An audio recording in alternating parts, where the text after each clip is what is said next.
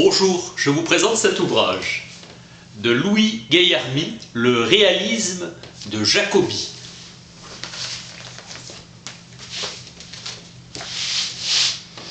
Son originalité, sa non-philosophie, résolument en marge des doctrines philosophiques. Partisan d'une croyance aveugle, Jacobi exprime avec passion son refus de la philosophie. Sa croyance est qualifiée d'aveugle car on y voit un assentiment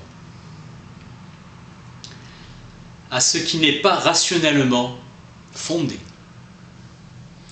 Pour lui, la vraie nature de la raison est celle d'une faculté de croire. Le cartésien sait qu'il est dans l'instant qu'il pense, car pour penser, il faut être.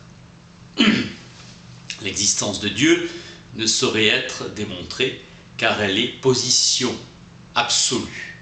Partout et toujours, elle doit être présupposée. Seul le réel lui-même peut faire d'une représentation qu'une représentation soit une représentation du réel.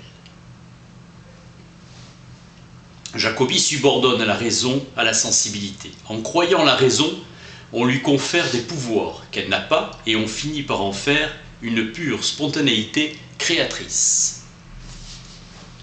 Insensé est la prétention à connaître Dieu. Un être conditionné et fini ne peut que juger impossible cette existence en soi est parfaite.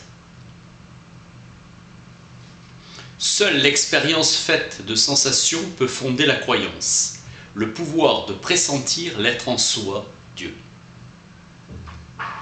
En tant que réaliste, toute connaissance ne peut venir que de la croyance. Les choses doivent m'être données avant que je sois en mesure d'y apercevoir des rapports.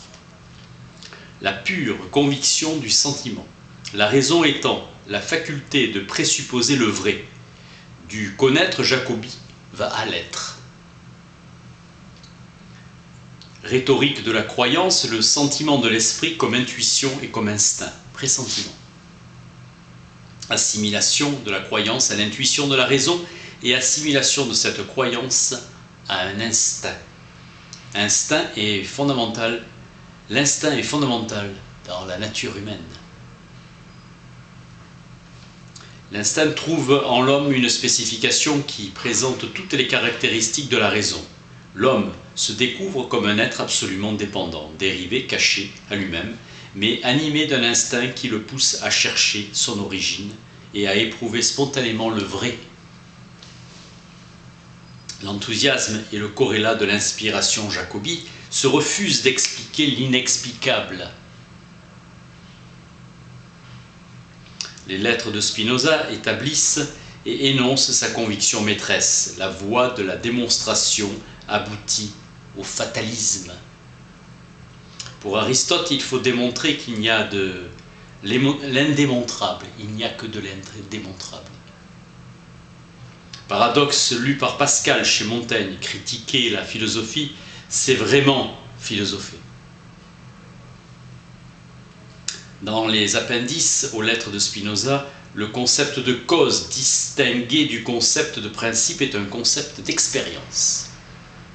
Pour Jacobi, la transformation qui, dans une intelligence éternelle existant exclusivement, en est par soi, permet à une détermination de la volonté de faire commencer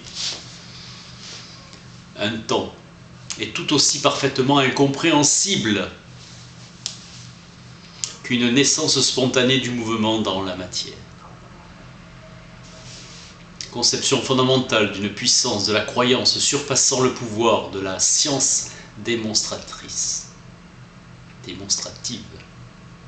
Si avec la science, qui est son œuvre propre, l'entendement peut faire reculer et disparaître cette fausse croyance qu'est la superstition, la raison, qui ne fait qu'une seule et même chose avec le concept de cause comme inconditionné absolu, continue de dresser en face et au-dessus de cette science la vraie croyance, professant un anthropomorphisme qui de tout temps fut nommé théisme.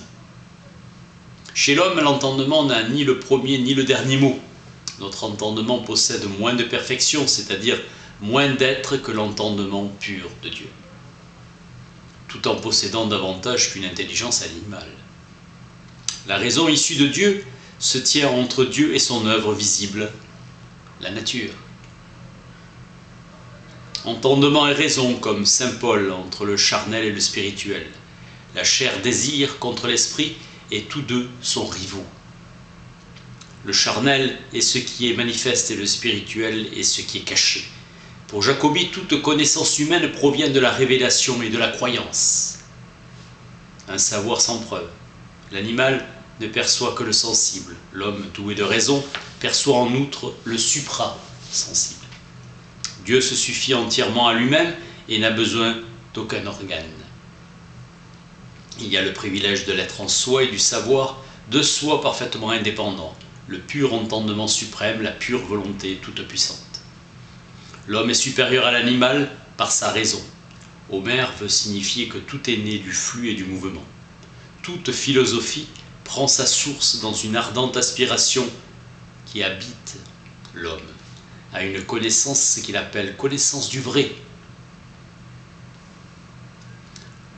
Spinoza a le mérite de s'être expliqué sur l'illusion de croire que l'homme est libre et peut agir moralement en bien et en mal. Le raisonnement de Descartes est au regard de la logique un jeu de mots, car je suis ne veut logiquement rien dire d'autre que je suis pensant. Rien n'est plus libre que l'imagination de l'homme, elle a un pouvoir illimité, c'est en cela que consiste toute la nature de la croyance. Dans la simple représentation, le réel lui-même, l'objectivité, ne peut jamais être présenté. L'être raisonnable est différent de l'être non raisonnable, par un plus haut degré de conscience et par suite de vie. Tous les poètes et philosophes ont produit leurs œuvres et leurs actes de façon aveugle et contrainte, enchaînement nécessaire de la cause et de l'effet, en conséquence du mécanisme de la nature. L'intelligence, à titre de conscience simplement concomitante, n'a eu dans tout cela que le rôle de spectateur pur et simple. Science et vérité serait le nom de la victoire sur tout ce qui élève le cœur de l'homme en le béatifiant. Illumine son visage, victoire sur tout ce qui est grand, sublime et beau. Déchausse-toi, car ce lieu est saint.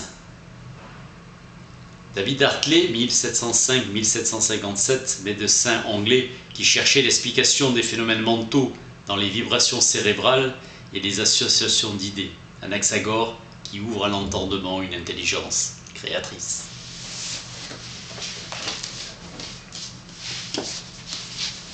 Louis Guillarmy, le réalisme de Jacobi, dialogue sur l'idéalisme et le réalisme. Merci.